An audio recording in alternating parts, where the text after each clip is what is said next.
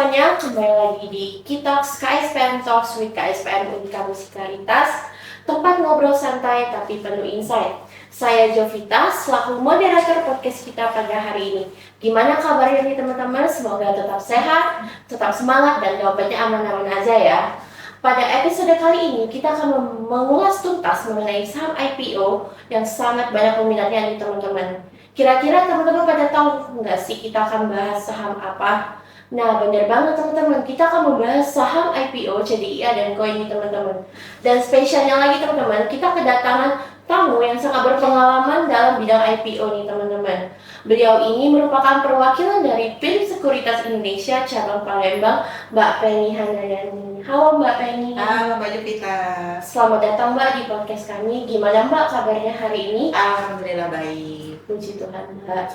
Baik Mbak, sebelum kita kulik lebih dalam nih Mbak mengenai saham ini, aku mau nanya nih Mbak, kira-kira bagaimana sih pendapat Mbak mengenai saham IPO CDIA dan KOI ini yang banyak banget nih Mbak peminatnya? Oke, CDIA saham koin memang beberapa bulan terakhir ini lagi jadi perbincangan hangat ya Mbak ya. Iya. Karena memang salah satu emiten yang digadang-gadang mempunyai transaksi yang cukup jumbo gitu ya pada bulan Juli kemarin. Nah, di mana juga pemiliknya itu salah satu konglomerat di Indonesia nih. Banyak sekali emiten-emiten beliau yang saham-sahamnya itu kinerjanya memang tidak diragukan lagi Mbak. Dari kinerja manajemen perusahaan gitu ya, kinerja keuangan perusahaannya dan juga harga sahamnya itu memang menarik gitu ya, sehingga memang saham ini jadi inceran nih investor, terutama ketika dia IPO itu kan harganya jadi lebih murah gitu ya. Oh gitu Mbak, jadi bisa dikatakan bahwa memang orang yang mengikuti IPO salah satunya CDIA nih Mbak itu dia melihat dari beberapa perusahaannya si konglomerat ini yang memang apa ya, kayak hasilnya tuh bagus-bagus semua gitu Mbak. Betul, jadi kita pastinya lihat track record juga ya, karena kalau misalnya pemiliknya itu banyak kasus ya, kinerja perusahaannya juga ya pastinya kurang menarik gitu, kurang oke diminati sama masyarakat. Tapi kalau kinerjanya bagus, lalu juga track record dari pemiliknya itu bagus, ya pastinya investor percaya gitu dengan emitennya. Benar banget ini Mbak. Mungkin bisa dilanjut ya Mbak. Saat ini banyak banget Mbak perusahaan dari berbagai sektor itu memutuskan untuk listing di BEI dengan skema IPO. Menurut data BEI per Juli 2025 itu sudah tercatat sebanyak 22 perusahaan yang melakukan IPO. Dan yang paling disorotin itu IPO CDIA miliknya konglomerat Prajogo Pangestu nih Mbak. Sampai dia tuh meraih oversubscribe dan sangat tinggi. Melihat hal ini, kenapa sih banyak perusahaan berbondong-bondong untuk melakukan IPO nih Mbak? Padahal yang kita tahu di awal-awal tahun 2025 ini, pasar saham itu sangat fluktuatif Mbak. Oke, jadi kenapa sih, yang pertama dulu ya, kenapa emiten itu banyak berbondong-bondong IPO ketika market lagi crash gitu ya. Nah ini kalau saya lihat memang dari strategi self regulator kita gitu ya, dimana ketika market crash gimana sih market itu bisa lebih menarik lagi. Nah makanya IPO itu kalau sekarang peraturannya tidak satu perusahaan langsung dikeluarkan IPO gitu ya, tapi biar lebih menarik memang mekanismenya digabung gitu beberapa dalam kurun waktu tertentu, beberapa emiten yang IPO sehingga market menjadi lebih menarik lagi gitu Mbak. Nah kalau pertanyaan yang kedua itu terkait dengan oversubscribe, memang CDIA kalau kita lihat oversubscribe-nya itu udah lebih dari 400 kali gitu ya. 400 kali itu berarti satu-satunya perusahaan yang oversubscribe-nya tertinggi. Di antara emiten-emiten Prajogo Pangestu itu cuma CDIA yang sampai hampir 1000% kenaikannya. Nah kemarin kan menyentuh di level 2100 ya. Sempat turun juga. Iya, nah kalau untuk saat ini emiten CDIA sama koin memang lagi ada terkoreksi karena naiknya udah signifikan gitu. Ya kalau kenaikan oversubscribe-nya kenapa sih banyak banget yang tadi pertanyaannya lebih ke kinerja gitu ya, orang jadi percaya dengan kinerjanya orang yang bagus. Jadi ibarat kata kita nih lihat lulusan MUSI gitu ya, kinerjanya bagus, anaknya aktif, rajin kegiatan gitu ya, atau lebih ke kegiatan sosialnya itu banyak gitu, itu kan soft skill yang dicari sama perusahaan, sehingga makanya kalau anak-anak MUSI, anak-anak MUSI banyak nih lulusan yang menjadi leader-leader di perusahaan gitu. Oke, benar banget Mbak. Kita lanjut ya Mbak. Kalau kita kilas balik nih Mbak, salah satu IPO bulan Juli kemarin yang menarik perhatian investor retail itu ada IPO Coin milik PT Indo Crypto Coin Semesta Tbk yang bergerak di industri aset kripto dan juga merupakan induk perusahaan dari Bursa Aset Kripto Indonesia. Bagaimana sih tanggapan Mbak mengenai perusahaan industri aset kripto yang memutuskan untuk IPO? Dan bagaimana pula dengan sentimen pasar atas masuknya perusahaan aset kripto ini ke pasar saham Indonesia? Oke, nah terkait dengan kripto ini sebenarnya menarik ya Mbak ya. Kalau kita kilas balik di beberapa bulan terakhir itu ada isu bahwa kripto akan di bawah pengawasan Saham Bursa Efek. Jadi kalau sebelumnya di Bapepti, nantinya di bawahin OJK gitu dan di bawah Bursa Efek. Ternyata peraturan OJK keluar terbaru bahwa kripto itu masih dalam pengawasan Bapepti gitu ya. Nah berikutnya terkait dengan emiten koin ini gimana sih menariknya, karena apa? Koin ini kan salah satu emiten holding finance ya Mbak ya, jadi kegiatan investasi di sana ada, lalu juga sebagai bursa kriptonya juga ada, mereka juga ikut melakukan edukasi terhadap anak-anak usaha, sehingga memang dari segi bisnis perusahaan ini menarik, apalagi perusahaan ini merupakan pertama dan satu-satunya nih bursa berjangka dan bursa kripto yang ada di dunia. Apalagi bursa kripto melantai di Bursa Efek Indonesia, pastinya menarik sekali, sehingga kita bisa tahu nih kondisi kripto itu seperti apa sih, kripto itu didapatnya dari apa, karena kan perusahaan yang melantai di Bursa Efek pastinya dia dari segi manajemen gitu ya, langkah-langkah bisnis perusahaan itu kan pastinya disebar ke masyarakat, sehingga kita tahu nih kondisi kripto itu seperti apa sih gitu. Benar banget. Terus kita lanjut ya, melihat dari saham CDIA dan Koin yang telah mencapai auto rigid atas atau ARA berjilid-jilid dan telah mengalami lonjakan kenaikan, padahal perusahaan ini baru listing di awal Juli. Apakah saham CDIA dan Koin ini menjadi momentum positif bagi pasar saham domestik atau IHSG yang mana sempat goyah di masa konflik geopolitik global Mbak? Nah, jadi memang koin sama CDIA ini IPO ketika market lagi IHSG masih cenderung turun ya Mbak ya, di mana saat itu memang geopolitik cukup menguat. Presiden Trump ini masih suka isu-isuan gitu ya, suka tiba-tiba memberikan tarif gitu ya ke negara-negara yang tanpa ada sebab, padahal suatu negara itu tidak boleh memberikan ketok palu langsung kasih tarif 19%, kasih tarif 32%, tapi harus berdasarkan kongres kalau di Amerika. Nah itu yang membuat pergerakan harga saham kemarin cenderung koreksi gitu ya, sehingga investor pada khawatir nih kenapa, dan tiba-tiba ada beberapa emiten yang IPO yang cukup menarik, sehingga investor tergerak lagi nih untuk belajar investasi bahwa dari kondisi geopolitik itu sebenarnya tidak semuanya emiten itu pasti akan terkoreksi. Pasti ada saja emiten yang mengalami kenaikan walaupun kondisi geopolitik kurang menarik gitu. Oh gitu Mbak. Oke. Lanjut, kalau kita masih membahas Mbak mengenai kenaikan harga saham CDIA dan Koin, apakah lonjakan signifikan dari saham CDIA dan Koin ini wajar karena prospek bisnis dan fundamental perusahaannya, atau sekedar euforia pasar saja Mbak? Oke. Nah ini yang menarik sekali ya, bahwa kita sebagai investor perlu membaca prospektus perusahaan. Jadi ketika dia IPO kita baca dulu deh prospektusnya, apakah memang perusahaan ini kinerjanya oke atau enggak.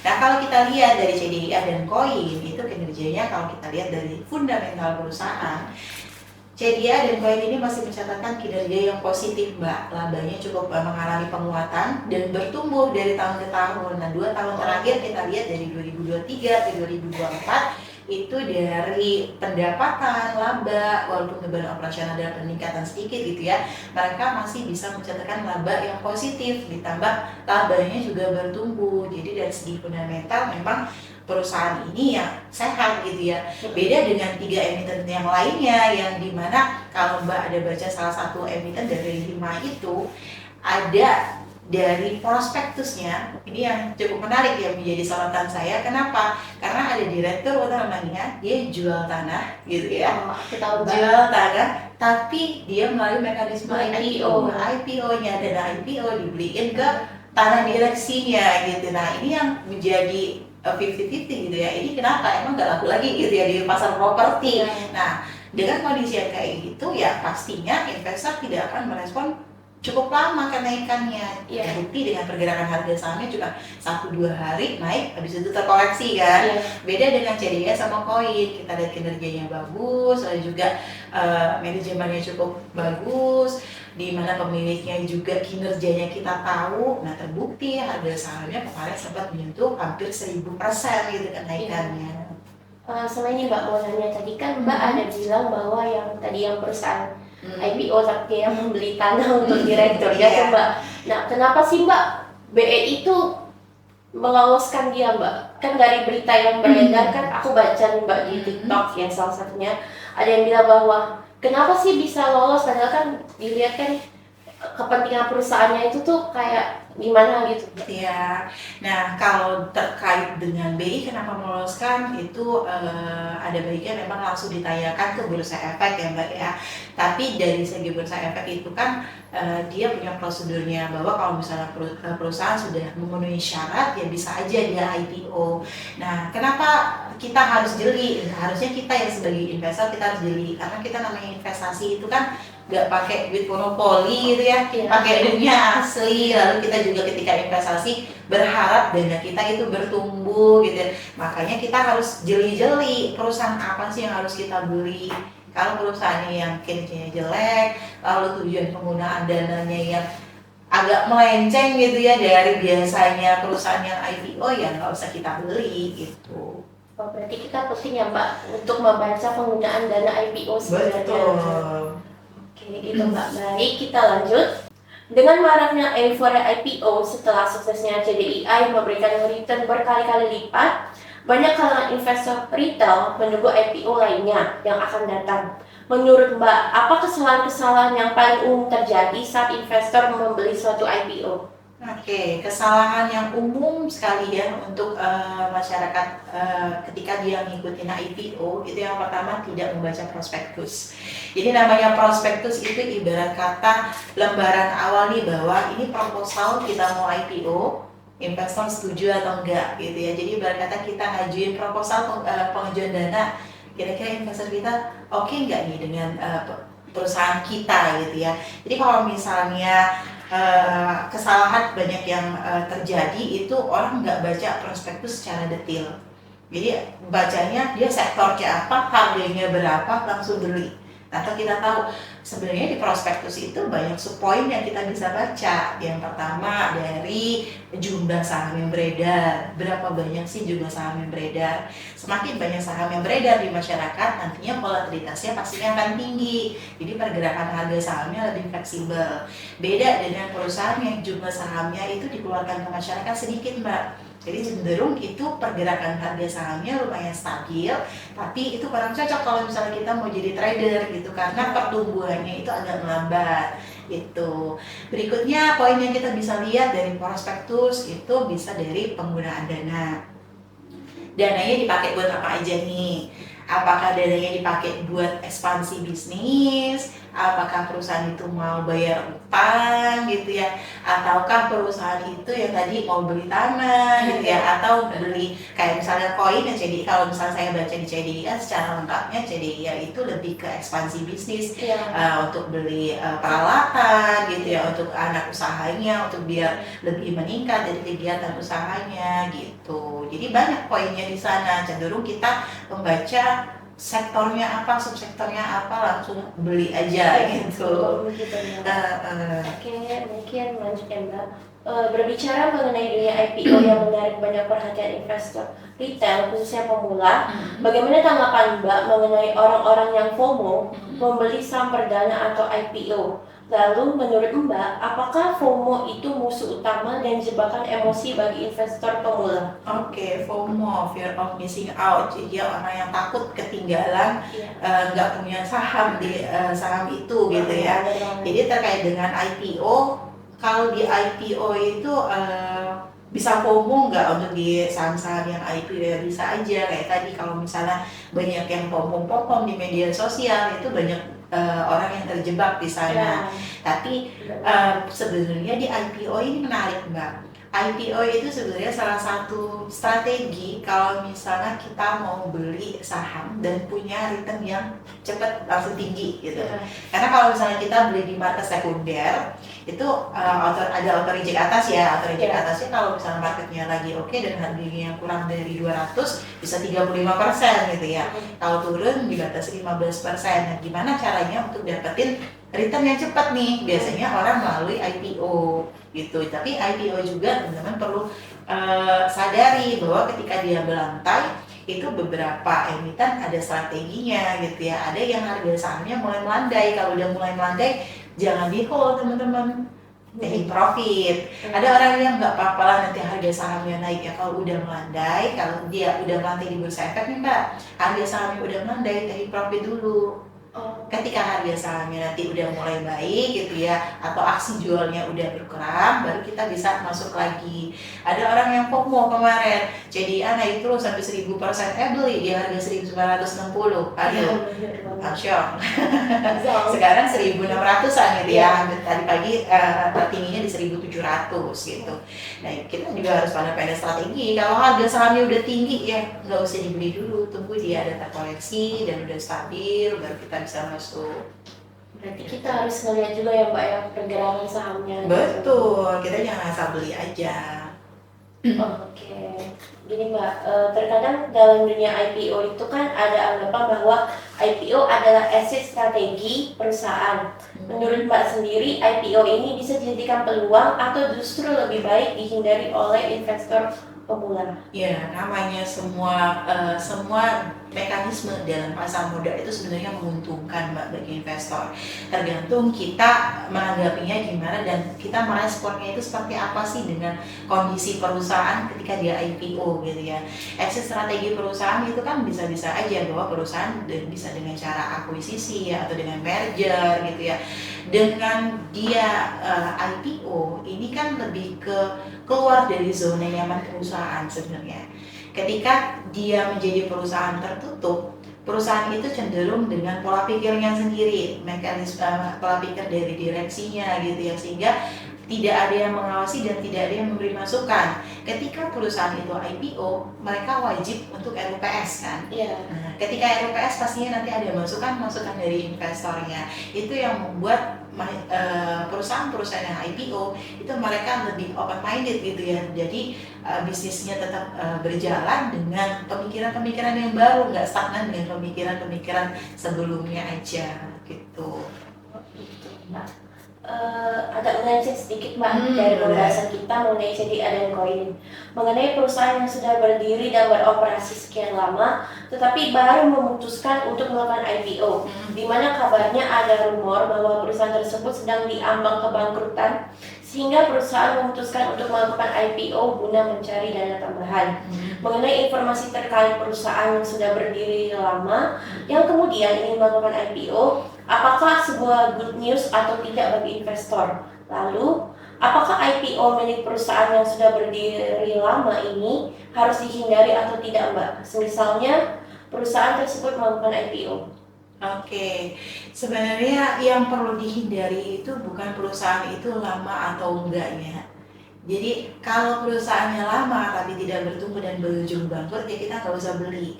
Nah ini yang menarik sebenarnya yang harusnya menjadi concern gitu ya dari bursa efek dan juga AB Mitra, dimana banyak sekali AB Mitra itu yang ayo IPO aja untuk mendapatkan dana segar. Sebenarnya IPO itu fine-fine aja untuk perusahaan yang misalnya terbit utang gitu ya, daripada dia harus ngajuin pinjaman ke bank, harus membayar pinjaman lagi, bunga lagi, bisa salah satunya mekanismenya dengan IPO gitu.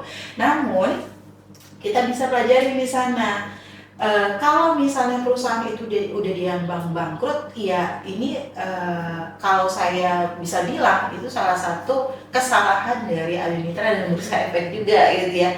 Karena perusahaan yang udah mau bangkrut, udah mau pilot, kalau misalnya perusahaan yang masih tersandung utang aja, mungkin bisa fine-fine aja. Tapi kalau misalnya perusahaan yang udah diambang bangkrut, itu kan berarti kegiatan operasionalnya itu stuck gitu ya.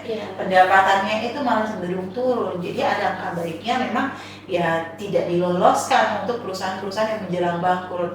Walaupun perusahaan itu baru 2-3 tahun melangkah, 2-3 tahun ada gitu ya, contohnya kayak Koin nih.